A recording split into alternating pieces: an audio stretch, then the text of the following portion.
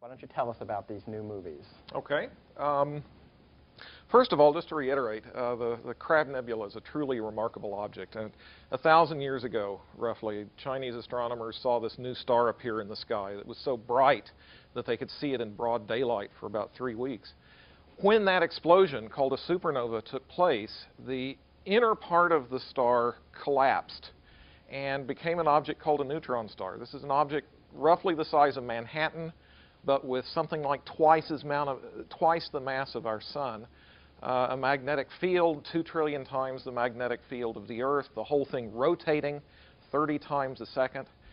This object gives off something like 200,000 times as much energy every second as the sun does, except instead of giving it off as light, it gives it off as a stream of electrons and antimatter electrons. The news today is that we're going to use the Hubble Space Telescope and the Chandra X-ray Observatory to watch what happens as this material streaming away from the pulsar slams into its surroundings and turns on glowing brightly in X-rays and in optical light as it then moves out, pushing into its surroundings at about half the speed of light. The first movie that I'd like to show is actually a combination of both the X-ray and the optical data. This is a set of images, an image one taken every 3 weeks roughly over the course of 5 months. What you're going to see on one side is going to be a blue picture. That shows you the X-rays from the Chandra X-ray Observatory. Beside it, you're going to see a picture in red.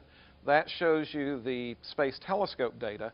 I'll point out that in both cases, there's an object at the center of the frame that looks like a star. That object is, in fact, the Crab Pulsar that you see in both. Before the movie runs, I should point out that what makes these data so exciting is that from henceforth, anyone who wants to say, are my ideas about what happens around a pulsar correct, are going to have to come back and confront these movies and say, okay, to what extent do what I think happens around a pulsar agree with what the Crab movie says really happens around a pulsar? So with that, if we could see the combined movie, please. Again, what you're seeing on the left are the Chandra X-ray images. On the right are the Hubble Space Telescope images. And we're now zooming in so that you can see the structure right around the pulsar. In the optical data on the right, the pulsar is the lower right of the 2 bright stars near the center of the frame. And what you see there, again, is the material in the movie, the material moving out. There's a bright inner X-ray ring, which is where the material from the pulsar first slams into its surroundings and starts glowing. And then beyond that, you can see these wisps moving out, this kind of diaphanous stuff moving out. That is the emission from this wind of electrons and antimatter electrons that flow out farther from that. It's worth pointing out that it's very important that we're able to show you coordinated observations with both the Chandra and the Space Telescope. To do the science that we're talking about today requires both of these tools.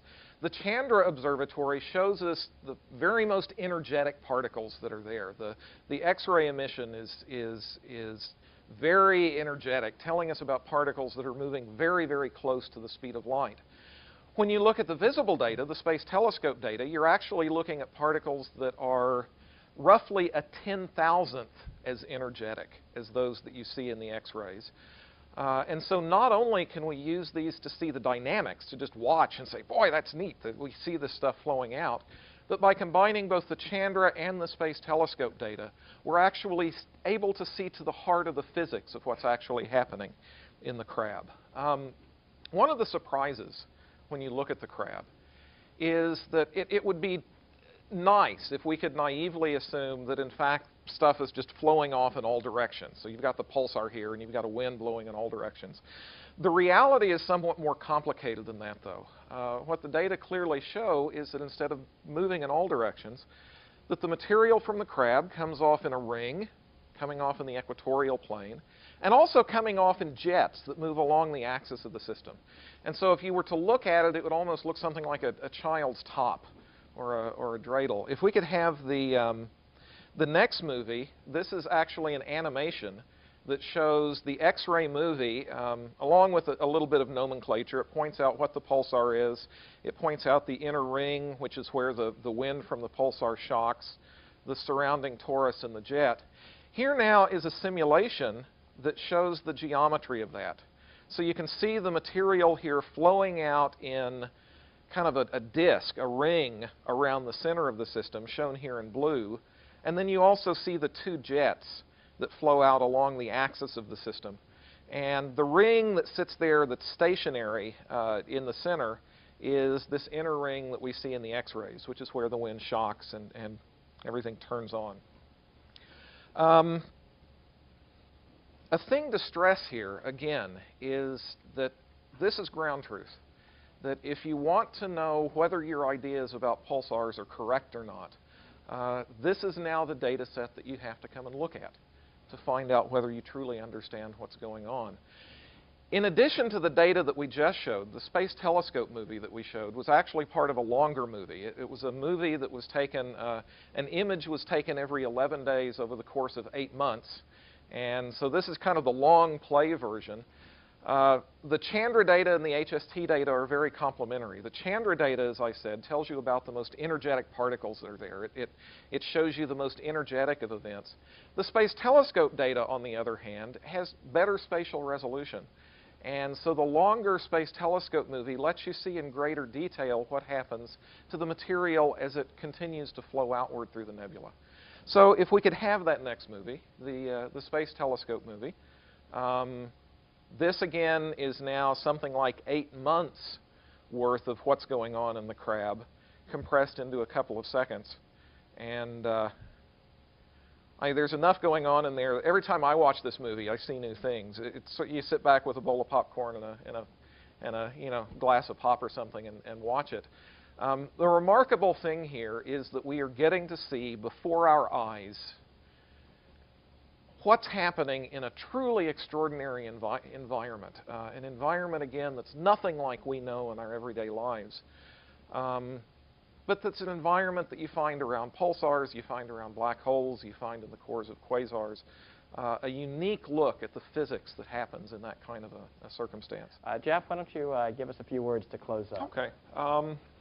I think that from what you've heard, it's very easy to understand why the Crab Nebula is so exciting to the scientific community. The Crab literally sits at a crossroads of astrophysics.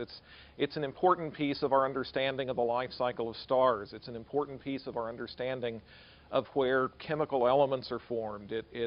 It tells us about pulsars. It's the only place where we get to see these very energetic processes happening right before our eyes.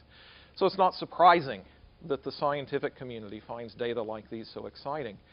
But what we're really here today to talk about is not just the scientific community. You know, they read the journals. What we're really here today to talk about is why is this so exciting to the public? You know, why is it that this is something that people find interesting? And I guess the first reaction is you don't have to tell people. I mean, if I've given enough talks where I've kind of let these data slip out a little bit and say, here's the kind of stuff I'm working on now, and you show these data to a room full of people and everybody gasps. You know, they're just cool. All right. But it's more than they're just very interesting data. When you think about what you're looking at, you're looking here at hundreds of cubic light years filled with a mixture of matter and antimatter that's moving at close to the speed of light, that's glowing in radio waves and optical and X-ray, and is powered by this central engine, this neutron star that, you know, the density of the thing is like 1 billion tons per teaspoonful. It just goes on and on. It sounds like you're talking about something out of the mind of a science fiction writer, but you're not. You're talking about something that's real, that's part of the world in which we live, and is every bit as real as you or I or the auditorium that we sit in.